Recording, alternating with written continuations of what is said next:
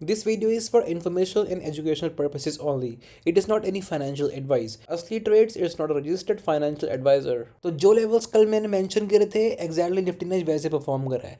So welcome back to असली trades. आज हम करने वाले निफ्टी और बैंक निफ्टी की एनालिसिस। तो जैसे कि मैंने कल कहा था कि अगर निफ्टी 25,800 तोड़ेगा तो हमें डाउनसाइड देखने को मिल सकता है। और निफ्टी में एग्जैक्टली क्या हुआ, तो मार्केट पहले यहाँ पर ओपन हुई, ये 25,900 सस्टेन नहीं कर पाई और आपको पता होना चाहिए कि ट्रेंड लाइन का ब्रेकडाउन था। यहाँ से क्या हुआ, निफ्टी के अंदर एक अच्छा खासा फॉल आया जैसे कि मैंने मेंशन करा था।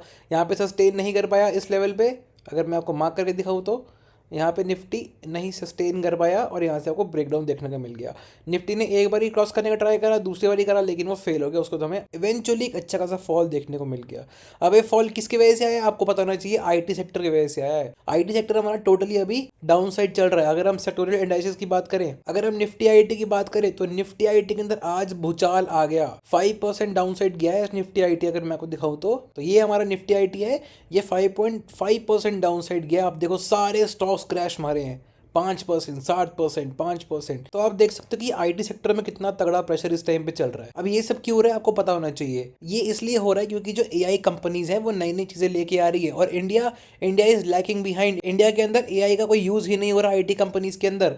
तो वो अब डिपेंडेंट हो गई हैं कि अगर एआई हटेगा, मतलब कि अगर एआई का यूज कम होएगा तो जाके हमारी आईटी सेक्टर में अच्छा खासा हमें अपसाइड देखने को मिल सकता है। लेकिन अगर लॉन्ग टर्म में एआई का यूज बढ़ेगा तो भाई निफ्टी आईटी को बहुत बड़ा फटका पड़ने वाला है और आईटी सेक्टर में बहुत बड़ा हमें डाउनसाइड देखने को मिल सकता है। क्योंकि जो इनके सॉफ्टवेयर या फिर जो ये अपने साइड से सर्विसेज प्रोवाइड कर रहे हैं वो एआई अपने आप सब कुछ कर लेगा, तो फिर इनकी तो जरूरत नहीं पड़ेगी। उससे हमें क्या होगा, अच्छा खासा क्रंच देखने को मिल जाएगा। और अगर इनकेस बाई चांस कभी एआई बबल फट गया, अगर कभी ऐसा प्रूव होता है कि एआई बहुत बड़ा स्कैम है, मतलब कि उसका एक डाउनसाइड हमें देखने को मिलता है, तो हमारा निफ्टी आईटी रॉकेट बन जाएगा यहीं से और निफ्टी आईटी क्रेजी भाग जाएगा अपसाइड। तो अब बात कर लेते हैं कि कल निफ्टी 50 में क्या हो सकता है। पहले मैं सारे लेवल्स मार्क कर लेता हूँ, फिर आपके पास वापस आता हूँ। तो सबसे पहले आप इनका स्क्रीनशॉट ले लो या फिर आप हमारा टेलीग्राम ज्वाइन कर लो, वहाँ पर मैं सारे के सारे लेवल्स अपडेट कर दूंगा, ठीक है।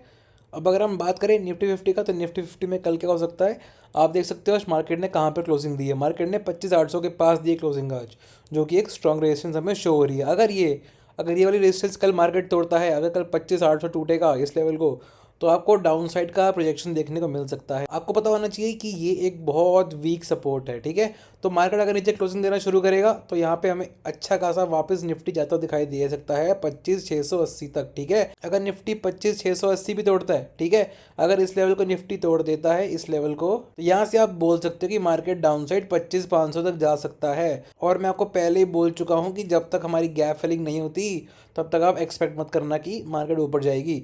और अगर आपको मार्केट 25,000 की रेंज के अंदर मिल जाए, इस लेवल की रेंज तक मिल जाए, ठीक है, तो समझ जाओ हमारी गैप फिलिंग हो गई है और यहाँ से मार्केट अब वापस अपसाइड जा सकता है।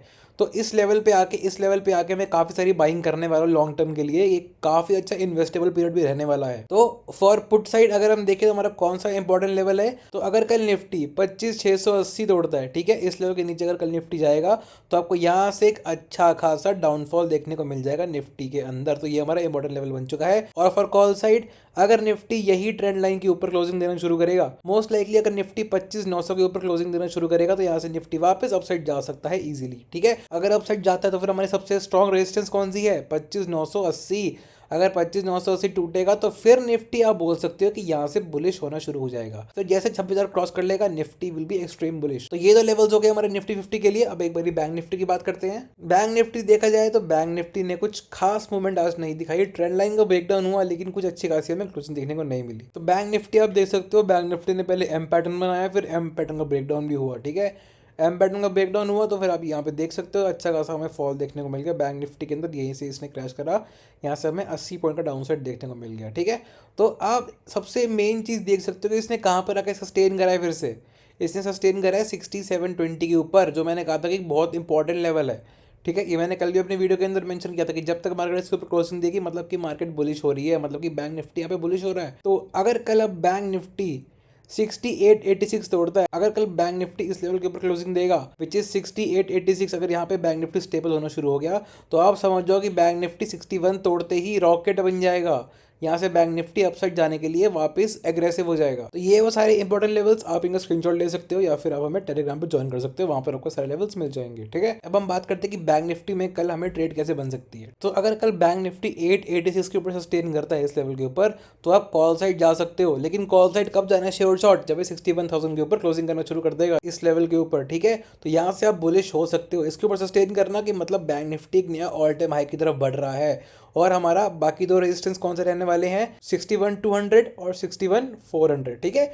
ये तो हमारी स्ट्रॉन्ग रेजिस्टेंस रहने वाली है। 61,000 हमारा एक साइकोलॉजिकल लेवल है, तो एक बहुत स्ट्रॉन्ग रेजिस्टेंस के तरीके से काम करता है। यहाँ से मार्केट गिर भी सकती है नीचे। अब डाउन साइड की बात करें तो डाउन साइड की तरफ मुझे सिर्फ एक ही लेवल नजर आ रहा है, वो है 6500। ये लेवल टूटेगा तो तभी जाके बैंक निफ्टी नीचे गिरेगा। अभी तक बैंक निफ्टी काफी सॉलिड ऊपर चल रहा है, तो 6500 हमारा बहुत इंपॉर्टेंट लेवल बन चुका है। और अगर 6500 टूट के अगर इसने 6300 तोड़ दिया, तो यहाँ से आप एक्सपेक्ट कर सकते हो कि बैंक निफ्टी के अंदर भी डाउन साइड मूवमेंट वापस शुरू हो चुकी है। तो फिलहाल अगर मैं देखूँ तो बैंक निफ्टी अभी भी काफी सॉलिड काम कर रहा है। अभी भी इसमें कुछ वैसी मूवमेंट नहीं आई कि वो गैप फिलिंग कर दे। गैप फिलिंग दो जगह पेंडिंग है, ये मैं आपको 10 बार एक्सप्लेन कर चुका हूँ, यहाँ पर और एक यहाँ पर। ये दो गैप फिलिंग करना बहुत जरूरी हो चुकी है निफ्टी के अंदर और एक बैंक निफ्टी के अंदर। तो बैंक निफ्टी के अंदर ये दो इंपॉर्टेंट लेवल्स बनने वाले हैं। तो उसके अलावा अगर हम इंडियन मार्केट की बात करें तो वो नेगेटिव क्लोज हुई है। इंडिया विक्स वापस बढ़ना शुरू हो गया है। डाउ जोन्स भी नेगेटिव चल रहा है, नैस्डैक भी नेगेटिव चल रहा है। यूरोपियन मार्केट की बात करें तो फिर वो एवरेज ही परफॉर्म कर रही है। ठीक है, उसके अलावा अगर हम एशियन मार्केट के ऊपर है तो वो भी स्लाइड बुलिश चल रही है। बाकी हमारे इंडाइसेस ने काफी बुरा परफॉर्म करा है,